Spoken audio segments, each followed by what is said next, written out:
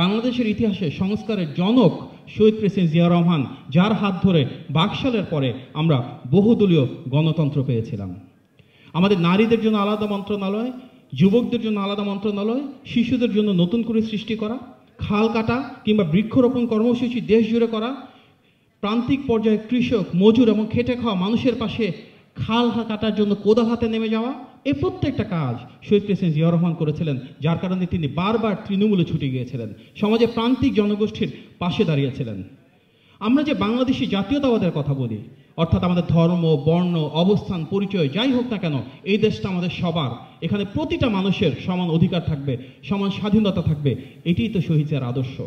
সে আদর্শকে ধারণ করি 5ই আগস্ট থেকে 8ই আগস্ট পর্যন্ত, যখন বাংলাদেশে পুলিশ ছিল না, থানা ছিল না, প্রশাসন ছিল না, পুরো বাংলাদেশকে আমাদের নেতা জনাব তারেক রহমানের নেতৃত্বে আগলে রেখেছিল বিএনপি, আগলে রেখেছিলেন আপনারা সবাই। সরকারবিহীন সে বাংলাদেশে জনগণের সাথে থেকে, জনগণের পাশে থেকে, প্রতিটি ধর্মের, প্রতিটি পেশার মানুষের পাশে প্রতিরক্ষা হিসেবে ঢাল হয়ে পাশে দাঁড়িয়েছিল বিএনপি। বিএনপি সেই রাজনৈতিক দল যারা কখনো ধর্মভিত্তিক রাজনীতি করে নাই, কিন্তু ইসলামী মূল্যবোধের মূল্যায়ন করেছে।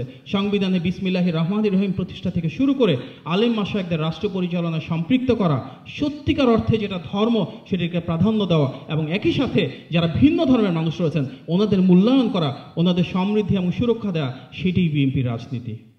আমরা যদি দেখি শহীদ প্রেসিডেন্ট জিয়াউর রহমান এমন একজন মানুষ যার যে রাজনীতি ছিল, যে রাষ্ট্রনীতি ছিল, একজন রাষ্ট্রনায়ক হিসেবে ওনার প্রতিটি অস্তিত্ব, প্রতিটি পলিসি, প্রতিটি প্রোগ্রাম আজকে আমাদের সত্তায় পরিণত হয়েছে।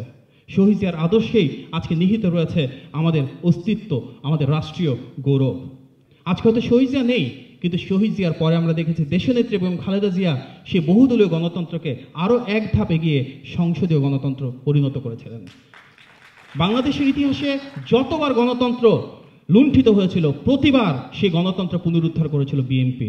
গত 16 বছরের ফ্যাসিবাদ বিরোধী আন্দোলনে এবং জুলাই গণ অভ্যুত্থানেও সবচেয়ে বড় রাজনৈতিক দলে বিএনপি ছিল না। সবচেয়ে বেশি গুম, খুন, হামলা, মামলা, মানবাধিকার লঙ্ঘনের শিকার রাজনৈতিক দল হিসেবে আমাদের নেতা জনাব তারেক রহমানের নেতৃত্বে, আমাদের নেতা জনাব মির্জা ফখরুল ইসলাম আলমগীরের নেতৃত্বে, এখানে যারা রয়েছেন আপনাদের সবার অংশগ্রহণে ফ্যাসিবাদের পতন বিএনপি ঘটিয়েছিল। সব শ্রেণী পেশার মানুষের অংশগ্রহণ ছিল, গণতন্ত্রকামী সব রাজনৈতিক দলের অংশগ্রহণ ছিল, কিন্তু নেতৃত্ব দিয়েছিল বিএনপি। আর আগামীর বাংলাদেশে ইনশাল্লাহ জনগণের ভোটের অধিকার পুনরুদ্ধারের পরে সেই গণতান্ত্রিক বাংলাদেশে রাষ্ট্র পরিচালনার দায়িত্বে আসবে বিএনপি। আমাদের নেতা জনাব তারেক রহমান ইনশাল্লাহ সে 31 দফার আলোকে বাংলাদেশ বিনির্মাণ করবেন। সেই বাংলাদেশে আমরা জনগণকে তাদের রাষ্ট্রীয় মালিকানা ফেরত দিব, আমরা স্বাধীনতা, সার্বভৌমত্ব নিশ্চিত করব, আমরা জনগণের স্বার্থ নিশ্চিত করব। আর তাই তো আমাদের নেতা বলেন সবার আগে বাংলাদেশ। সেই সবার আগে বাংলাদেশকে ধারণ করে আমরা আমাদের তৃণমূলের ক্ষমতায়ন করব।